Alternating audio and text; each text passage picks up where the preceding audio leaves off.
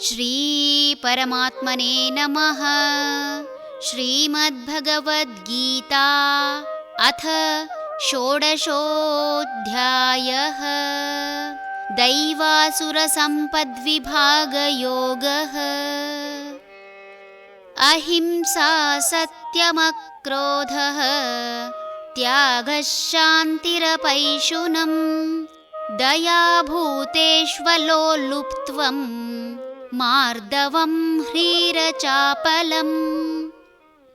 ಹಿಂಸೆ ಮಾಡದಿರುವುದು, ಸತ್ಯವನ್ನು ನುಡಿಯುವುದು, ಸಿಟ್ಟನ್ನು ತಡೆದುಕೊಳ್ಳುವುದು, ತ್ಯಾಗ, ಅಂತಃಕರಣವನ್ನು ಶಾಂತವಾಗಿಟ್ಟುಕೊಳ್ಳುವುದು, ಅವನಿಂದನೆಯನ್ನು ಮಾಡದಿರುವುದು, ಪ್ರಾಣಿಗಳಲ್ಲಿ ದಯೆ, ವಿಷಯಗಳಲ್ಲಿ ಆಸಕ್ತಿ ಇಲ್ಲದೇ ಇರುವುದು, ಮೃದುವಾಗಿರುವುದು, ನಾಚಿಕೆ, ಇಂದ್ರಿಯ ಚಾಪಲ್ಯ ಇಲ್ಲದಿರುವುದು ಮತ್ತು ಯಾವುದೇ ಜೀವಿಯನ್ನು ಕೊಲ್ಲಬಾರದು. ಆದರೆ ಅನಿವಾರ್ಯ ಸಮಯದಲ್ಲಿ ಕ್ರೂರ ಮೃಗಗಳನ್ನು ಕೊಲ್ಲುವ ಪ್ರಮೇಯ ಬಂದರೆ ಆ ಪ್ರಾಣಿಗೆ ಯಾವುದೇ ರೀತಿ ಹಿಂಸೆ ಮಾಡದೆ ಒಂದೇ ಏಟಿನಿಂದ ಪ್ರಾಣ ತೆಗೆಯಬೇಕು ಎಂಬುದು ಹಿಂದಿನಿಂದಲೂ ಹಿರಿಯರು ಹೇಳುತ್ತಿದ್ದ ಕಿವಿಮಾತು.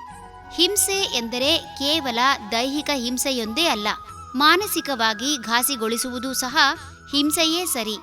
ಒಂದು ಪೆಟ್ಟು ಕೊಟ್ಟರೆ ಅದರ ಉರಿ ಮರೆಯುವವರೆಗೆ ಹಿಂಸೆ ಎನ್ನಿಸಬಹುದು. ಆದರೆ ಮಾನಸಿಕವಾಗಿ ವ್ಯಕ್ತಿಯನ್ನು ಹಿಂಸಿಸಿದರೆ ಅದು ಜನ್ಮ ಜನ್ಮಾಂತರಗಳ ಹಗೆತನಕ್ಕೆ ಕಾರಣವಾಗುವುದು ಖಚಿತ. ಸತ್ಯ ಹೇಳುವ ಮೂಲಕ ಸದಾ ಆನಂದದಿಂದ ಇರಲು ಸಾಧ್ಯ. ಸುಳ್ಳು ಹೇಳಿದರೆ ಹೇಳಿದ ಸುಳ್ಳನ್ನು ನೆನಪಿನಲ್ಲಿಟ್ಟುಕೊಳ್ಳಬೇಕಲ್ಲದೆ ಸುಳ್ಳು ಮುಚ್ಚಿ ಹಾಕಲು ಸುಳ್ಳಿನ ಸರಮಾಲೆಯನ್ನೇ ಸೃಷ್ಟಿ ಮಾಡಬೇಕು. ಆದರೆ ಸತ್ಯ ಯಾವುದೇ ಸಮಸ್ಯೆ ಹುಟ್ಟುಹಾಕದೆ ವಿಷಯವನ್ನು ಮುಕ್ತಾಯ ಮಾಡುವ ಕಾರಣ ಮಿದುಳಿನಲ್ಲಿ ಉಳಿಸಿಕೊಳ್ಳಬೇಕಾದ ಅವಶ್ಯಕತೆ ಬಾರದು. ಹರಿ ಓಂ ತತ್ಸತ್.